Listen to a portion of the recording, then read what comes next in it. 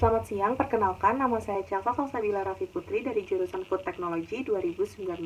Pada kesempatan kali ini, saya akan mempresentasikan materi mengenai Being an Effective Leader.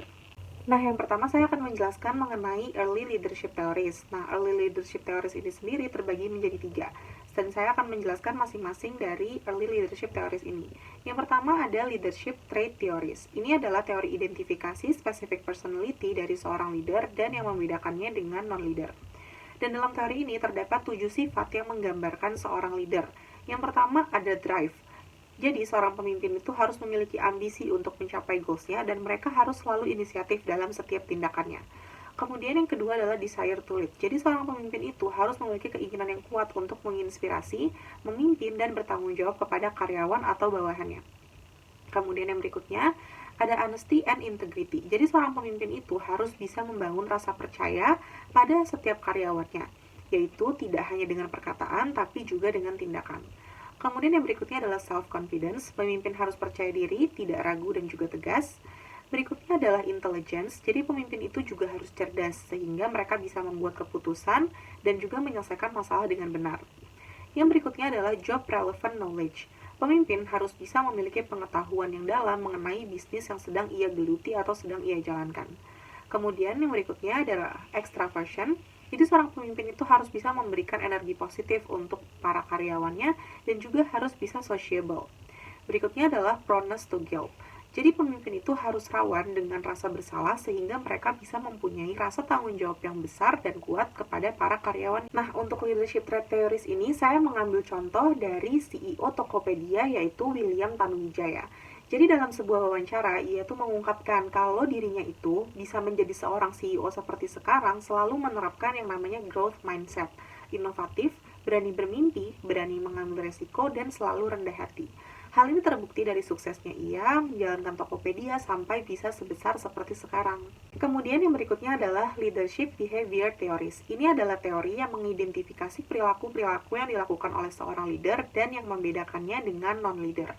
Dalam teori ini ada 4 studi yang dilakukan, diantaranya ada University of Iowa, The Ohio State, University of Michigan, dan Managerial Grid. Nah, untuk yang pertama, ini adalah University of Iowa. Di sini dia mengembangkan 3 behavioral dimension. Yang pertama adalah democratic style, yang artinya pemimpin melibatkan bawahan, mendelegasikan wewenang, dan mendorong partisipasi karyawan.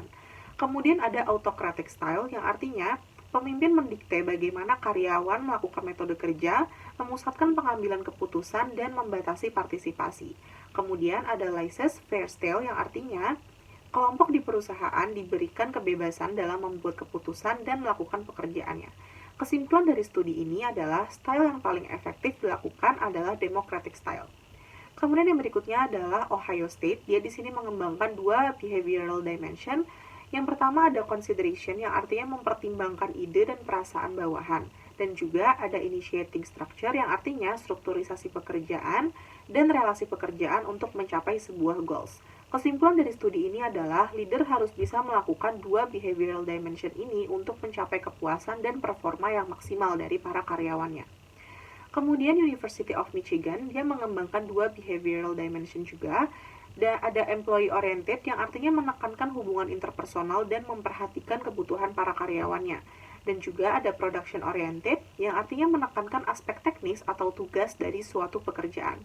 Dan kesimpulan dari studi ini adalah pemimpin yang menerapkan employee oriented cenderung menghasilkan karyawan yang produktif dan memiliki tingkat kepuasan bekerja yang tinggi.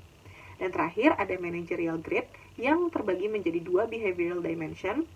Yang pertama adalah concern for people, yang artinya mengukur perhatian pemimpin terhadap bawahannya dalam skala 1 sampai 9. Dan ada concern for production, artinya mengukur perhatian pemimpin terhadap penyelesaian pekerjaan dalam skala 1 sampai 9. Kesimpulannya, seorang pemimpin harus bisa mencapai angka 9 atau angka tertinggi dalam keduanya. Artinya, pemimpin harus memiliki concern yang tinggi baik untuk karyawan maupun untuk pekerjaan. Nah, di sini saya mengambil contoh founder Gojek dan sekaligus mantan CEO Gojek, yaitu adalah Nadiem Makarim. Jadi, Nadiem Makarim ini selalu menekankan bahwa mereka akan selalu melibatkan karyawan dalam setiap pengambilan keputusan perusahaan. Dia akan selalu berdiskusi dengan para bawahannya karena ia menganggap bahwa setiap orang itu memiliki cara dan pandangan berbeda untuk mencapai suatu visi. Hal tersebut dianggap menguntungkan karena dengan begitu akan banyak alternatif dan ide yang muncul untuk setiap pengambilan keputusan. Dengan begitu dapat disimpulkan bahwa Nadiem Makarim ini menerapkan democratic style dan employee oriented dalam menjalankan kepemimpinannya. Nah, yang berikutnya adalah saya akan menjelaskan contingency theories leadership, dan ini terbagi menjadi dua. Yang pertama saya akan jelaskan adalah Hersey and Blanchard Situational Leadership Theory atau dikenal dengan Situational Leadership Theory. Ini adalah teori kontingensi kepemimpinan yang fokus pada kesiapan karyawan. Dalam teori ini terdapat 4 specific leadership style. Di antaranya yang pertama adalah telling, yaitu pemimpin memberitahu karyawan tentang apa, bagaimana, kapan, dan di mana untuk mengerjakan berbagai macam tugas. Kemudian ada selling, yaitu pemimpin memberikan perilaku yang mengarahkan dan suportif untuk para karyawannya. Kemudian participating, yaitu pemimpin dan karyawan saling berdiskusi mengenai pengambilan keputusan. Dan ada delegating, pemimpin memberikan sedikit arahan dan dukungan. Nah, dari keempat style ini disimpulkan lagi 4 tingkat kesiapan karyawan. Yang pertama disimbolkan sebagai R1, yang artinya karyawan tidak bisa dan tidak mau bertanggung jawab atas pekerjaannya. Kemudian ada R2, karyawan tidak bisa tapi mau untuk melakukan pekerjaannya. Kemudian ada R3, yaitu karyawan bisa tapi tidak mau untuk mengerjakan pekerjaannya. Dan yang terakhir R4, yaitu karyawan bisa dan mau untuk mengerjakan pekerjaannya. Nah, dari 4 komponen ini didapatkan bahwa apabila pemimpin menghadapi karyawan tipe R1, pemimpin harus lebih menerapkan telling style. Kemudian apabila menghadapi karyawan tipe R2, pemimpin harus lebih menerapkan selling style. Apabila menghadapi karyawan tipe R3, pemimpin harus lebih menerapkan participating style, dan apabila menghadapi karyawan tipe R4, pemimpin harus lebih menerapkan delegating style. Nah, di sini saya mengambil contoh founder Google, yaitu Larry Page.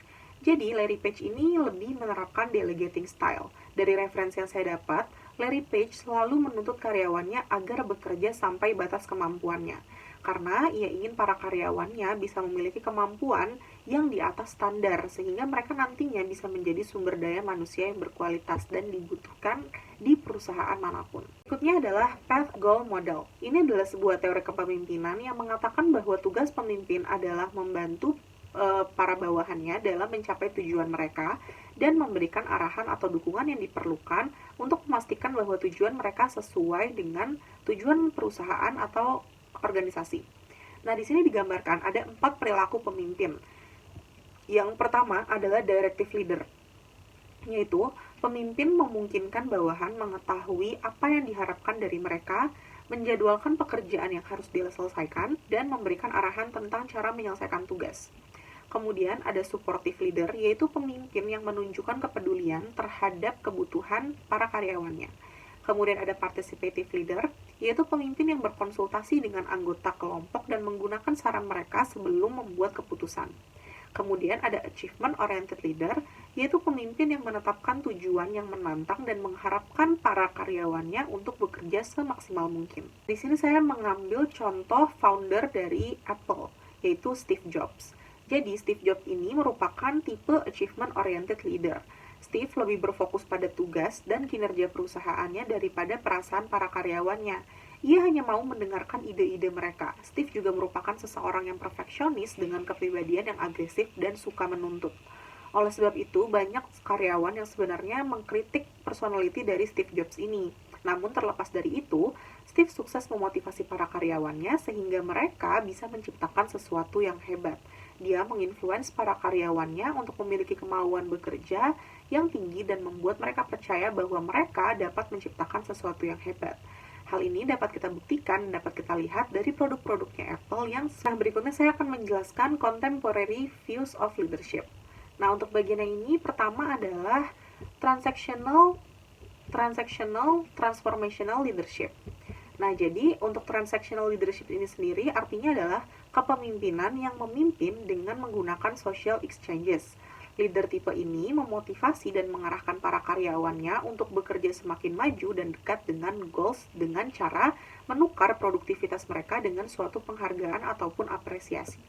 Sedangkan transformational leadership adalah kepemimpinan yang menginspirasi para karyawannya untuk mencapai sebuah hasil yang luar biasa.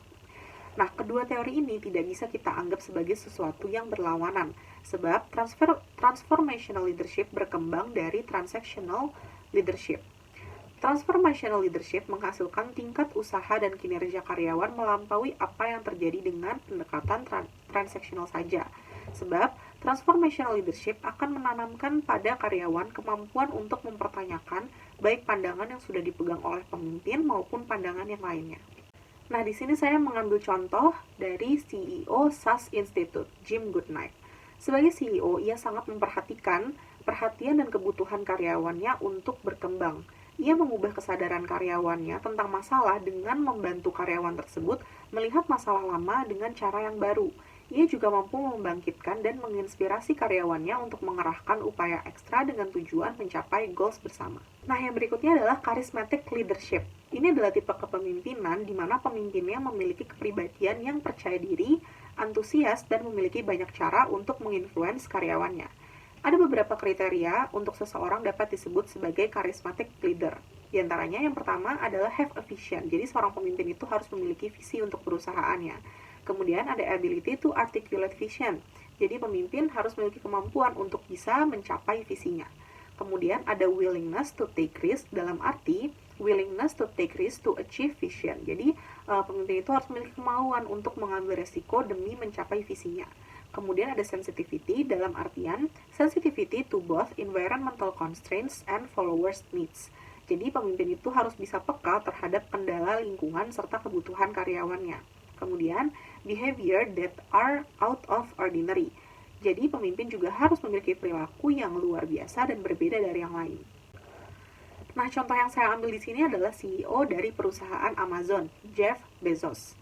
Jeff ini terkenal sebagai pemimpin yang berkepribadian menyenangkan dan juga penuh kasih sayang. Namun di samping itu, ia tetap dapat mencapai visinya untuk Amazon dengan keseriusan yang intens dan bisa menginspirasi karyawannya untuk melalui jatuh bangun dalam perusahaan. Kemudian yang berikutnya adalah visionary leadership. Ini adalah tipe kepemimpinan yang berkemampuan untuk menciptakan dan mencapai visi yang realistis, kredibel, dan menarik yang dapat meningkatkan situasi saat ini. Visi organisasi harus mampu menghasilkan kemungkinan yang inspiratif dan unik, serta menawarkan cara baru untuk melakukan sesuatu yang jelas lebih baik bagi organisasi dan juga anggotanya.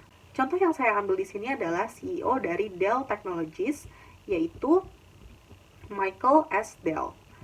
Nah, dia ini menciptakan visi perusahaannya, salah satunya yaitu perusahaannya ini menjual dan memberikan customized PC untuk para customernya kurang dari 1 minggu. Jadi pemesanan dilakukan oleh para customer itu dilakukan kurang dari 1 minggu. Dengan visi ini, customer akan mempercayai Dell sebagai perusahaan yang memperhatikan bukan hanya produknya, namun juga kepuasan pelanggan. Yang terakhir adalah team leader roles. Jadi, peran seorang tim leader dalam membimbing timnya itu sangatlah penting. Seorang tim leader harus belajar bagaimana cara mereka menjadi seorang tim leader yang efektif. Mereka harus belajar skill seperti membagi informasi dengan sabar, mempercayai timnya, dan juga tahu kapan harus campur tangan dan kapan tidak. Nah, di sini terbagi jadi 4 team leader roles. Yang pertama adalah coach, kemudian ada conflict manager, ada liaison with external constituencies, dan juga ada troubleshooter. Berikut adalah referensi yang saya dapatkan untuk mengerjakan presentasi ini.